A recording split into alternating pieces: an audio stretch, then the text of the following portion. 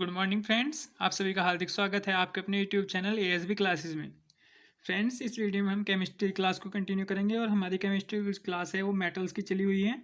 हमने 2-3 मेटल्स के बारे में आपको बता दिया है। आप हमारी पिछली वीडियो जा करके देख सकते हैं। उनमें हमने जो भी मेटल्स हैं उनके सभी के रासायनिक गुण, भौतिक गुण और सोडियम, पारा और सोना, ये 3 धातु हमने आपको बता दिए हैं। अब हम आगे आपके इस क्लास में बताने वाले हैं लोहे के बारे में।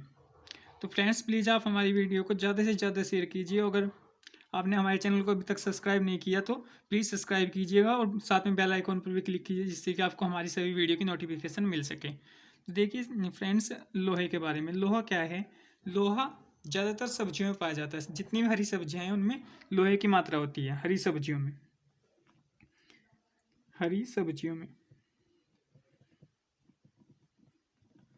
और लोहा पाया जाता है मानव रक्त में हीमोग्लोबिन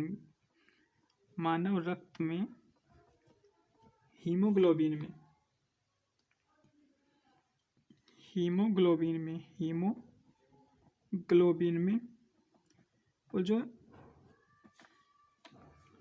हीमोग्लोबिन है वो क्या करता है? वो रक्त का रंग लाल करने के काम आता है। जो रक्त का रंग लाल करता है वो किसकी वजह से होता है? रक्त का रंग लाल होता है हीमोग्लोबिन के कारण। अब इसका निष्कर्षण देखिए। लोहे का निष्कर्षण होता है तो वाट्य भट्टी के द्वारा,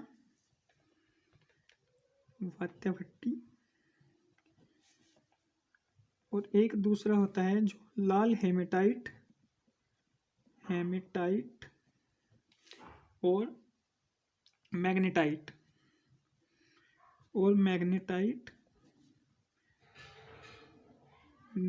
इसके 2 एस हैं। इनके द्वारा भी लोहे का निष्कर्षण होता है। लाल हेमेटाइट और मैग्नेटाइट और वाट्य भट्टी के द्वारा लोहे का निष्कर्षण होता है। अब लोहे की किस्मों के बारे में देखिए आप। लोहा कितने टाइप का आता है? लोहे की किस्में यानी कि लोहे के टाइप आप कह सकते हो। ये 3 प्रकार के होते हैं। 3 प्रकार के कौन कौन से? सबसे पहला जो है वो है ढलवा लोहा, दूसरा पिटवा लोहा और तीसरा इस्पात। ढलवा लोहा, सेकंड नंबर है पिटवा लोहा और थर्ड नंबर जो है वो है इस्पात।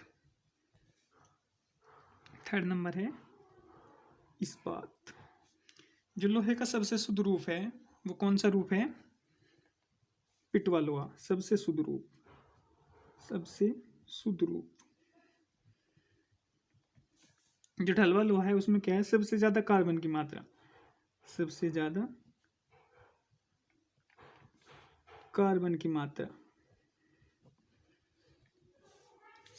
कार्बन की मात्रा किसमें है? ढलवा लोहा में। और जो पिटवा लोहा है उसमें है सबसे कम कार्बन की मात्रा।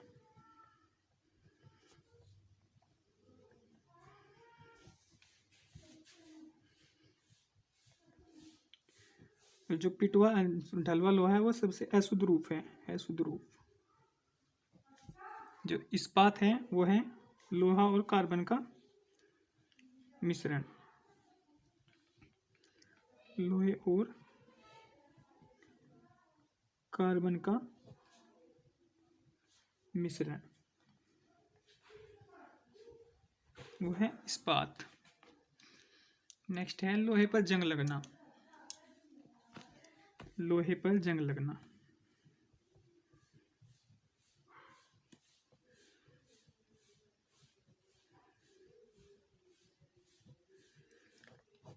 अगर आप कभी बरसात में लोहे को रख दो तो उसके बाद आप देखना लोहे पे क्या होता है, एक लोहे के कलर के परत सी जम जाती है। अगर उसे आप खुरचोगे तो अलग टूट करके गिर जाएगी। वो क्या होता है? वो लोहे पर जंग होता है। तो लोहे पर जंग कैसे लगता है? हवा की नमी और ऑक्सीजन के कारण। अगर हवा की नमी और ऑक्सीजन के कारण लोहे पर जंग लगता है। हवा की नमी और ऑक्सीजन के कारण।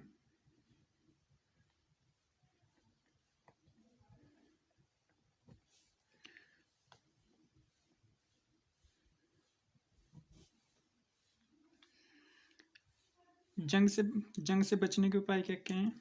जंग से बचने के उपाय, जंग से बचने के उपाय, जंग से बचने के उपाय। जंग से बचने के उपाय जो हैं, फर्स्ट उपाय है पेंट करके। पेंट करके यानी कि अगर आप लोहे के ऊपर पेंट कर दो तो उससे क्या होगा, जंग लगने की संभावना खत्म हो जाएंगी। दूसरा है लोहे का जस्तीकरण। लोहे का जस्तीकरण, लोहे का जस्तीकरण करने के बाद भी लोहे के ऊपर जंग नहीं लग पाएगा। जस्तीकरण मतलब लोहे पर जस्ते की परत अगर उस पर चढ़ा दिया जाए, जस्ते में डुबो कर उसे वापस निकाल लिया जाए तो उससे लोहे को क्या होता है, जस्ते की परत चढ़ जाती है, उससे लोहे पर जंग नहीं लग पाता। और जो जंग वाला पदार्थ है उस पदार्थ को क्या बोलते हैं, यानी कि जो जंग है उसको क्या बोलते हैं, जंग का पदार्थ वो होता है फॉस्फोरिक ऑक्साइड, फेरसोफेरिक ऑक्साइड। जो लोहे पर जंग लगने वाला पदार्थ है वो है फेरसोफेरिक ऑक्साइड, यानी कि जंग का जो रासायनिक नाम है उसे कह सकते हैं फेरसोफेरिक ऑक्साइड। इसके बाद लोहे के यौगिक। लोहे के यौगिक, लोहे के यौगिक के बारे में देखिए कौन कौन से हैं। बस आपको अब कुछ ऐसी मेटल्स हैं जिनके सिर्फ नाम याद रखने होंगे कि कौन कौन से उनके यौगिक हैं, कौन से नहीं। उनके अंदर की डिटेल इतनी ज़्यादा ज़रूरी नहीं है, जिनकी डिटेल ज़्यादा ज़रूरी है मैं उनके बारे में आपको बता दूंगा। देखिए सबसे पहला जो है वो है ferrous sulphate. Ferrous sulphate, ferrous sulphate को हरा कशिश या ग्रीन वर्टल भी कहा जाता है, हरा कशिश कहा जाता है, हरा कशिश। और जो इसका रासायनिक नाम है वो है FeSO4 × 7H2O। ग्रीन वाइटल या हरा कशिश, जो हरा कशिश का इंग्लिश में नाम है ग्रीन वाइटल, कई बार एग्जाम में ग्रीन वाइटल के नाम से भी आ जाते हैं। नेक्स्ट जो है वो है फेरिक क्लोराइड और मोहर लवण। फेरिक क्लोराइड और मोहर लवण, मोहर लवण, फेरिक क्लोराइड और मोहर लवण। अब इसके बाद देखिए लोहे की कमी से होने वाला रोग। लोहे की कमी और ज़्यादा से, अगर लोहे की कमी है, कमी से कौन सा रोग होता है, कमी से होता है एनीमिया। लोहे की कमी से होने वाला रोग जो है वो है एनीमिया। अगर शरीर में लोहे की कमी है तो उससे कौन सा रोग होगा, एनीमिया। अगर लोहे की मात्रा ज़्यादा है, लोहे की मात्रा ज़्यादा होने पर कौन सा रोग होगा, तब होगा सिंड्रोसिस। सिंड्रोसिस, सिंड्रोसिस, सिंड्रोसिस, सिंड्रोसिस। तो फ्रेंड्स ये था लोहे के बारे में। फ्रेंड्स प्लीज़ हमारी वीडियो को ज़्यादा से ज़्यादा शेयर कीजिएगा और अपने फ्रेंड्स में जितने भी सर्कल में जो भी कोई आपके गवर्नमेंट जॉब की प्रिपरेशन में लगा हुआ है, हम पूरी फिजिक्स, केमिस्ट्री, मैथ, रीजनिंग सब कुछ कवर करवाएंगे और हम आपको ये भी बताएंगे कि कौन सी बुक आपके लिए इम्पोर्टेंट है, कौन सी नहीं। आप प्लीज़ हमारे साथ जुड़िए और ज़्यादा से ज़्यादा हमारी वीडियो को शेयर कीजिए। धन्यवाद दोस्तों। बाकी अगली क्लास में हम जो बची हुई मेटल्स हैं और नॉन मेटल्स हैं उन सभी के बारे में बात करेंगे। पूरी केमिस्ट्री हम कवर कराएंगे, पूरी फिजिक्स, पूरी बायोलॉजी, पूरा मैथमेटिक्स। धन्यवाद दोस्तों।